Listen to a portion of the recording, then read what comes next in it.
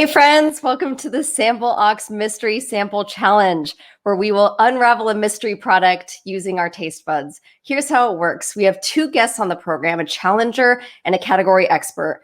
Our challenger will be tasked with tasting and eventually guessing the mystery product from three possible descriptions. But they won't be alone. Our expert guest, who chose the product and happens to know a lot about it, will be guiding us through the tasting and giving out clues along the way.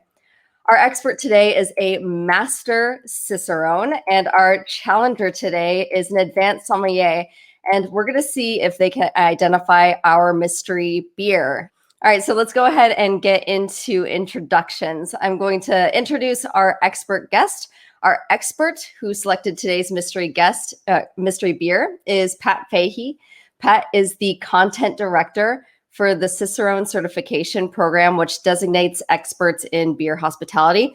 He's also a beer judge for the GABF and one of a very small handful of master Cicerones in the world. He's also the youngest to ever pass the exam, and he's my buddy.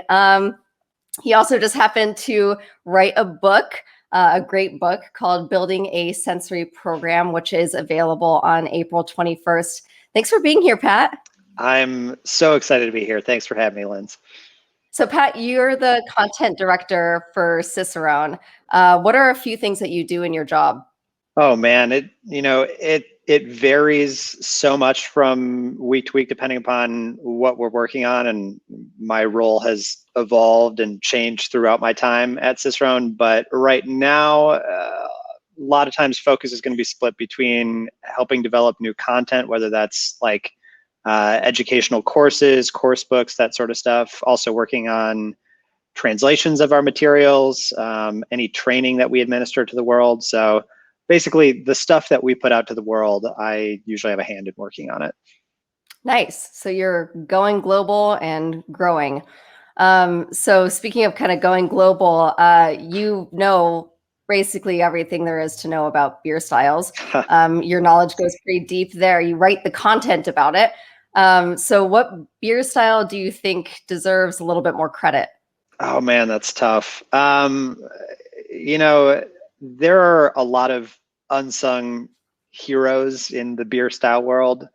But I would say, some styles, like certain lager styles that I maybe would have picked are starting to get a little bit more love right now. So where my head goes of something that's really deserving of more love is like really malty styles. Malt is not like the sexiest ingredient, and people do not give malty beers enough credit. So like American Brown Ale is a beer that almost nobody is like really going after hard, but like a good brown ale is one of the best pairing beers I've found and just as delicious.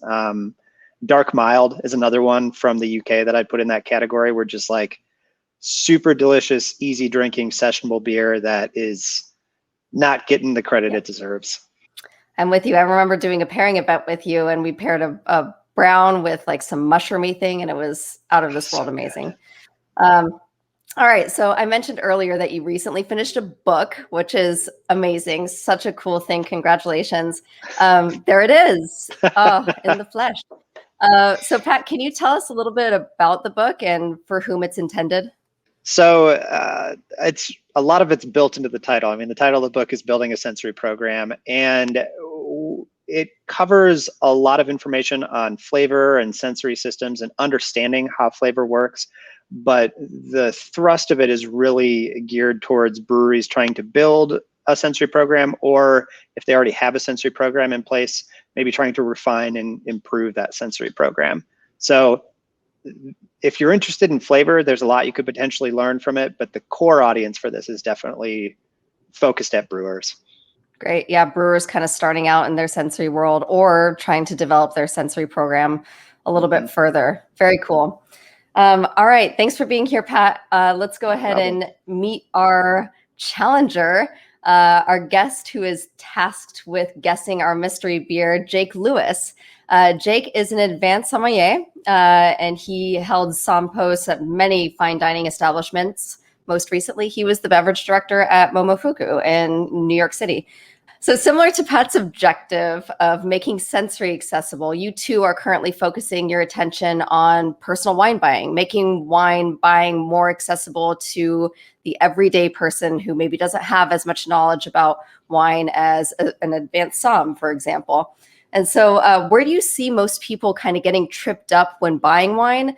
And how are you working to folks kind of surmount these hurdles? I think the most daunting part about buying wine is walking into a bottle shop and just seeing a wall of labels that don't necessarily mean anything to you. So the trick that what I've been working on is trying to help people navigate what those labels mean, as well as understanding what their tastes are, so that I can either help buy wine directly for them or give them the guidance so that they know what to ask for and how to ask for it in bottle shops and restaurants. Very cool. So kind of like helping them hone in on the flavors that they're looking for. Exactly. I mean, and as far as the personal wine buying goes, like people always have wine buyers that tend to be for like the rich and famous people that collect fancy bottles. But I think for me, like anybody should be able to buy wine and have the help from a professional. So being a personal wine buyer isn't just for the rich and the collectors. It should be for everybody. So that's what we focus on. Yeah, awesome. A New Yorker cartoon comes to mind with a woman going in, talking to the bottle shop owner, saying, I can't remember what it's called, but I really liked the taste. And Yeah. the shop owner is kind of looking at her like, what are you talking about? And so you're kind of helping give her some words. You're kind of helping us understand our palates a little bit more and make more intentional purchases. So I think that's super cool. So you've been the beverage director at a lot of fine dining establishments for many years. Are non-wine beverages starting to find a seat at the table? And what beverage trends do you see kind of starting to show up in fine dining? Absolutely. I think in most recently at Momofuku Co. with the 12-course tasting menu, we would definitely mix up additional beverages. Like the properties of sake and beer have different pairing attributes than wine, different structures, different acid structure, different flavor structure, which broadens the horizon with what you do. I think that one of the biggest things is that like the old rules for food and beverage pairing kind of have gone out the window. We don't just eat fancy French food anymore. We don't just drink wine. We eat a variety of cuisines from around the world and mesh them together and pull them apart. And so the idea of broadening our pairing preferences also has to happen. So it's more about matching structure of the beverage with the structure of the food than layering on flavor from there. I think the biggest trends that we're seeing are non-alcoholic pairings, as well as non-alcoholic and low alcohol in general, because people are definitely pulling back on how much they're consuming. There's nothing like doing a whole long tasting menu and then not being able to remember any of it because you're hammered at the end. But also, that's where beer comes in with its lower alcohol percentage than wine, as well as and sort of that more open-minded idea of what is a good pairing. Yeah, awesome. So it's an exciting time to be in the food and beverage world. And I love framing beer as the beverage to not get you hammered. That's great. Yeah. All right. So Jake, speaking of beer, let's go ahead and taste this beer in front of us. So go ahead and open your beer and just kind of begin evaluating the visual aspects of the beer. And while you do that, at the end of our full evaluation, you will be tasked with guessing our mystery beer from 3 different descriptions. Now I'm going to go ahead and read you the descriptions so that you can kind of keep them in your brain and draw on them as you guess at the end of your full evaluation. So which of the following best describes our mystery beer? Number 1, at 4.6% ABV and 15 IBUs, this fruit lambic features apricot to drive the flavor profile and contribute to the high acidity. Or is it number 2, at 6.2% ABV and 18 IBUs, this mixed culture Saison fuses peaches and vanilla with low acidity and white pepper fermentation flavor. Or is it number 3, at 5.4% ABV and 30 IBUs, this tart Brett IPA showcases low acidity with a Citra dry hop driving aromas of mango and pineapple. All right, so kind of keep those in the back of your head, and while you do your full evaluation, and you should have had enough time to at least give your beer a look. So Jake, what did you notice about the beer visually? The first thing I noticed is it's hazy, so not super crystal clear. It is relatively sort of like, it's not super pale, but it has a little bit of color, like a hint of brassiness, and some nice foam. That's probably not as foamy as it should be because of my not clean glass, but yeah. Yes. All right. It looks beautiful. Yeah. All right. So before we move on to aroma and overall flavor, you and Pat go way back. You guys have been friends for a long time. And so we want to see just how well you actually know each other. So I want to play a game. So we were drunk for most of that time. Yeah, we should have practiced for this. So this is a game that we kind of conjured up. It's basically our rendition of Never Have I Ever, but instead it's called Never Has Pat Ever or Never Has Jake Ever. So I'm going to list a few things here, and you get to determine if Pat has done these things. And Pat, don't worry, the tables will be turned. You will get to determine whether or not Jake has done something from the list. So Jake, number 1. Never has Pat ever put his finger in a glass of beer to minimize the foam. Has he done that? Yeah, he's done that. Yeah. Have you done that, Pat? So you don't even know the answers to this. You're just asking them outright. I assume you probably have. That was a thing at one point. I have done that. It's been a long time, but we all have checkered pasts. Yeah. The worst part is like taking the oil from your face and doing. All right. We all were in college once. I know better now. It was a dark time in all of our lives. So Jake, somewhere. never has Pat ever brought a barley wine into the shower. Oh, that would be quite hedonistic for Pat, but he's very hedonistic anyway. So I think he has done that. Oh man, I wish. God, that's something I will aspire to now. I have never consumed a barley wine in the shower. I think that'd have to be a pretty sad shower. Kind of, yeah. Like a lot of loathing, self-loathing. Yeah. We're going to need to increase your hedonism a little bit, Pat, to get you to the barley wine in the shower. All right. So the last one, never has Pat ever done a keg stand. Oh, I think, I don't think Pat has ever done a keg stand. I got to give you something. But then again, where did you go to college? Maybe you have at WashU. Yeah, I think, you know what? I'll give you one, Pat. Let's. I don't think you've done a keg stand. He's classy. I'm sorry. This is gonna be circa finger in beer to reduce foam era. Nice. God, I don't think that's ever. This has never come up in anything like this. God, that's a long time ago. Do you remember what it was? Was it like a Natty Light? It was definitely Natty Light. Yeah, right. That's the keg stand beer. I mean, in St. Louis, that was our cheap keg of choice. All right, so Pat, we're going to turn the tables now, so you can at least guess a little bit about what Jake has done. So Pat, never has Jake ever consumed wine from a box or a can. Oh no, he's definitely done that. I would be shocked if he had not. Oh yeah, both formats. Yes. That is very true.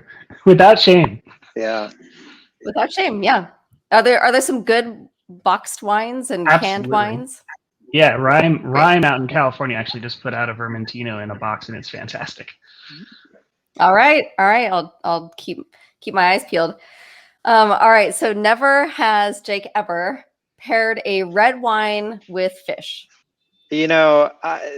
That doesn't even seem that far out there. I can totally imagine some glue light red, chillable red going well with some fish, and Jake has made that pairing. Yeah, for sure. You've done it? Oh yeah. Nice. All right.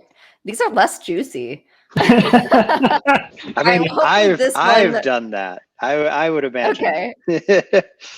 Hopefully this one will be a little bit more juicy. So never has Jake ever said the phrase rosé all day. Sarcastically, I imagine that it has to have at least crossed his lips once. At least once. Yeah, that one is actually the most shameful one, I think. I do agree with the premise, but I do not agree with the phrasing.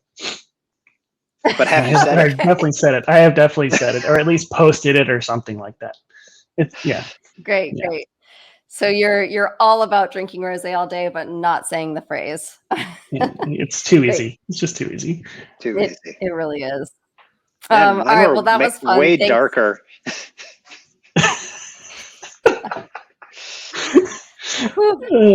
sorry, Pat. You really got the short end of the stick on that one. So thanks for playing that game. That was fun. So Jake, why don't you go ahead and get started on overall aroma and flavor? So go ahead and taste the beer. And while you do that, while you kind of get in your head about it, Pat, I want to ask you a question. In your book, you go really deep into sensory biases, and I got the privilege of getting to read it ahead of time and be part of the editing crew. So I learned quite a bit about biases, more than I thought that I knew. And one of them that stuck out to me, which was just hilarious, was called the Ikea Bias, which basically says that you're more inclined to like something that you've had a hand in producing. So I got to learn about that.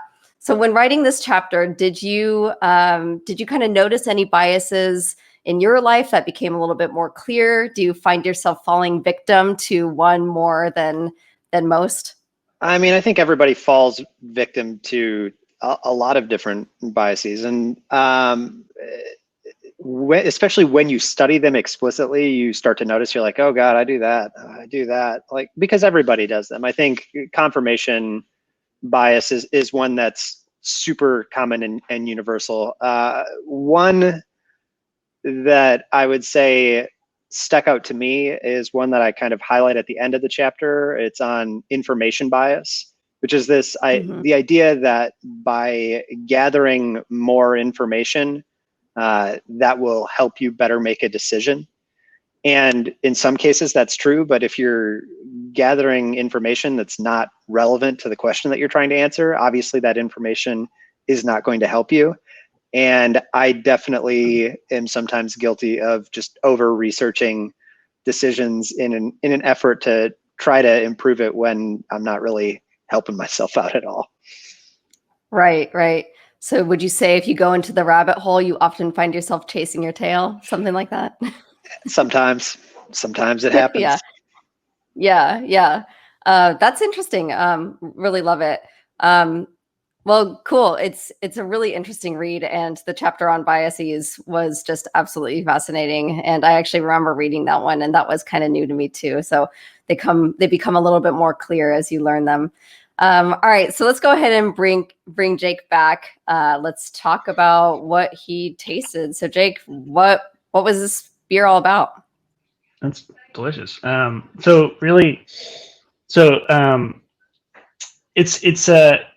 It's quite nice. It's not like overly tart on the palate. It has like this simple like salty characteristic, and the fruits are like stone fruit, really sort of, they're there, but they're not jumping out of the glass. They're not super exuberant.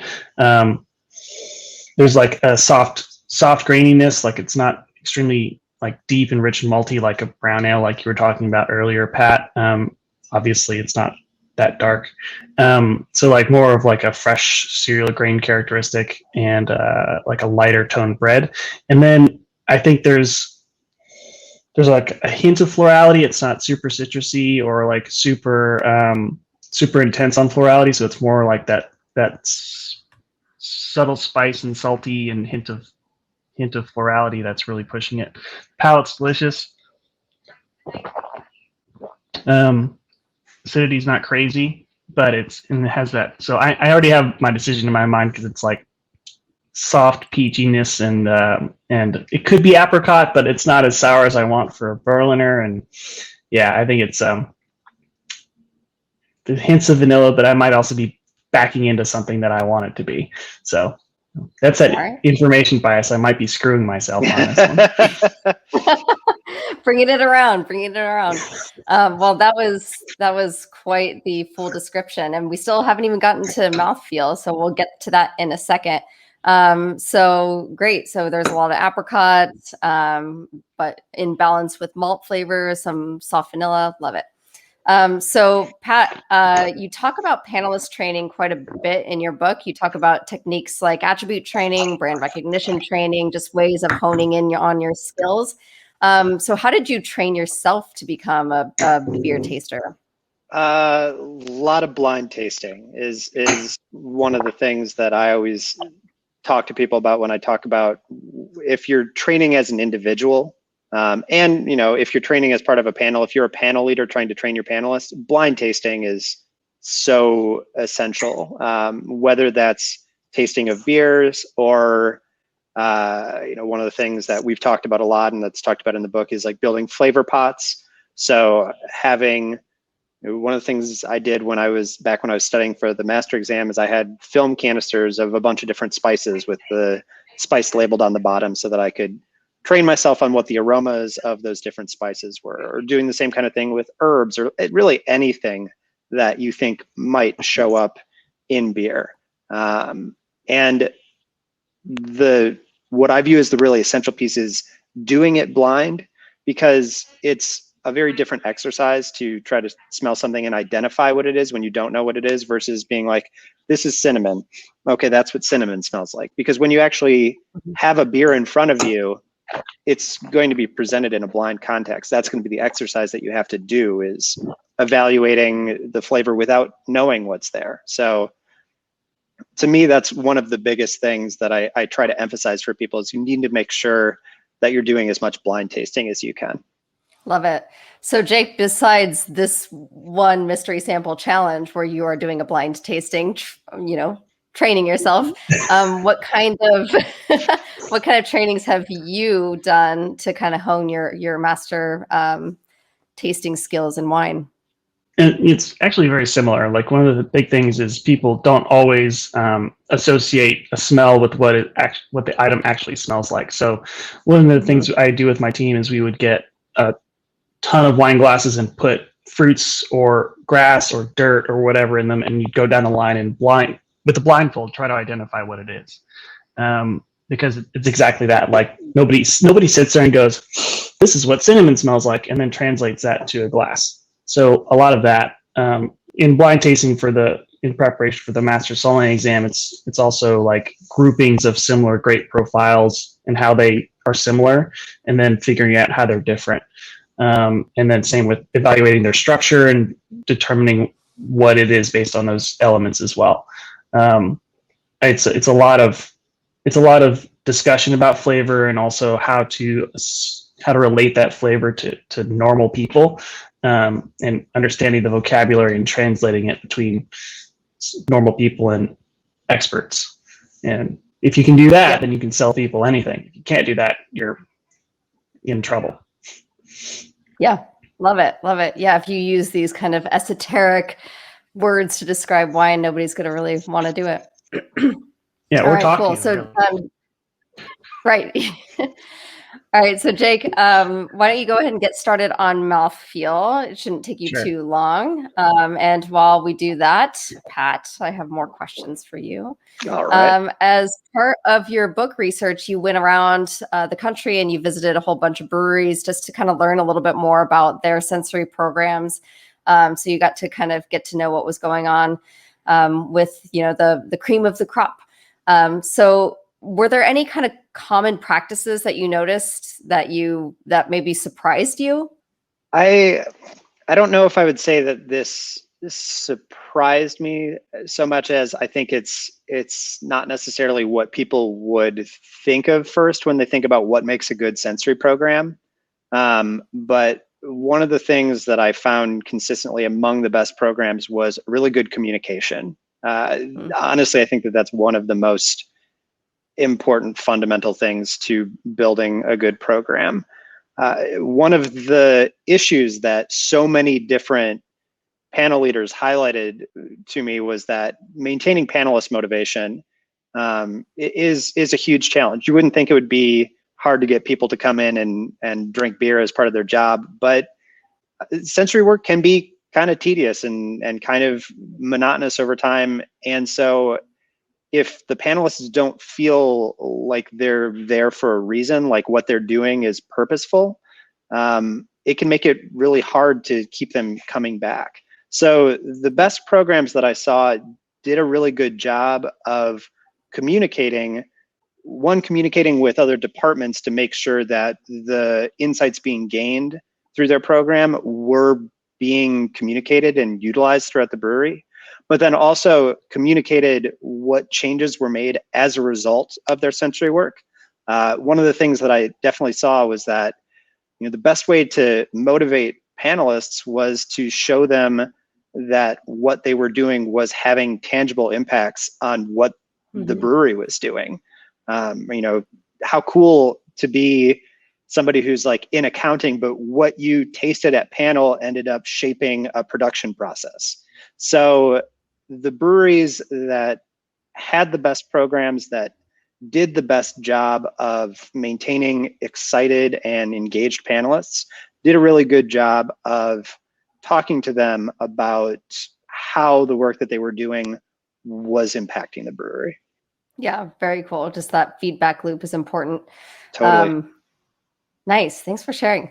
So Jake, I would like to bring you back and hear about what you were feeling. What were some of the mouthfeels that came out from the beer?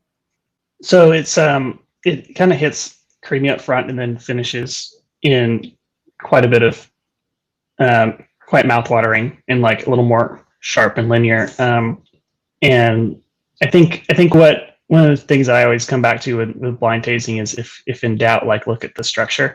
And so I'm thinking about where the acidity is on this beer, and I think it's a bit more pronounced than I had originally anticipated. So it's got some good mouthwatering acidity, and it's still hitting me now. Like I'm still sensing that the salivation along the front of my gums. So quite nice. Good breakfast beer, honestly. Great. So as you're getting more information, are you starting to maybe go down the rabbit hole? Maybe starting to question yourself a little bit about what this might be? Yep, definitely. Okay. Great. Classic bias. That is. Yeah. All right. So now comes the time for us to kind of put this all together. And Jake, you get to guess which one of the three descriptions best matches the flavor. So I'm going to read them one more time, and then we'll see how you're feeling, Jake. So is it number 1 at 4.6% ABV and 15 IBUs? This fruit lambic features apricot to drive the flavor profile and contribute to the high acidity. Or is it number 2 at 6.2% ABV and 18 IBUs? This mixed culture Saison fuses peaches and vanilla with low acidity and white pepper fermentation flavor? Or is it number 3 at 5.4% ABV and 30 IBUs? This tart Brett IPA showcases low acidity with a citra hop driving aromas of mango and pineapple. So Jake, now that I've reread it and now you've done your full evaluation on a 0 to 10 point scale, how confident are you that you know what you're tasting? I'm probably an 8. I feel pretty good. All right. Yeah, we're feeling good. All right. So now's the moment. What's your guess, Jake? And why did you guess it? Beer number 1. Number 1. It's the acidity and not super bitter characteristics. And that stone fruit, I think, is apricot, not peach.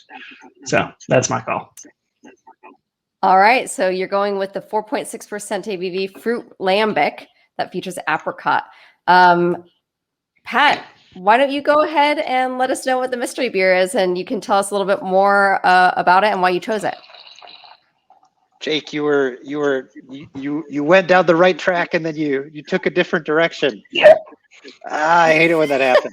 So this is the Grace of Maybe from Keeping Together here in Chicago. It is a mixed culture Saison, re-fermented with peaches, and has a touch of vanilla, and there's also some lemongrass in it, but I didn't cite that in the description because it's very low key in the profile. One thing on it that probably hindered you a little bit is that I know like the vanilla in it is pretty subtle and tends to come out as the beer warms. Great. But There it is. but when you were talking earlier, you were like, yeah, it's got like subtle peach, and like I can, see it, the hint of vanilla in there. I was like, oh man, he's dead on there. He's got it. And then you changed your mind. I did. That always information happens. bias. It's the Yeah, theme. It's the theme of today. Oh, I'm sorry if I undersold the acidity. In like the grand scheme of beer acidity, I would probably peg it somewhere between like a low and a moderate, but I can't be that upset. I mean, it's delicious. Yeah, exactly. We're all winners here. This was a really wonderful conversation, and it looks like it's a wonderful beer, and I cannot wait to try it after this. Thanks again for being here. Thank you, audience, for being here as well. Pat, he has a book coming out. It's called Building a Sensory Program, A Brewer's Guide to Beer Evaluation. It's available through brewerspublications.com. Pick it up. You're going to love it. It's awesome. Also follow him in his journeys through life, through all of his social posts at Pat Fahey 24. And Jake, thank you so much again for being here. His new venture, which sounds really awesome, bringing wine to the masses, is Jake Lewis Wine Services at jakelewiswine.com. He offers personal wine buying and virtual tasting services. And you can trust this guy. He has an amazing palate, and he knows what he's talking about. He will even confidently pair a red wine with fish, and you will be happy about it. And for all of you at home, to continue developing your palate and engaging with experts, download the SampleOx app in the App Store today. This summer, we're going to be doing a bunch of live, in-person, and virtual events. So continue to follow us on our social media channels to be in the know. And of course, make sure you subscribe to our channel for more of this juicy content. Thanks again for being here, and happy tasting. Cheers.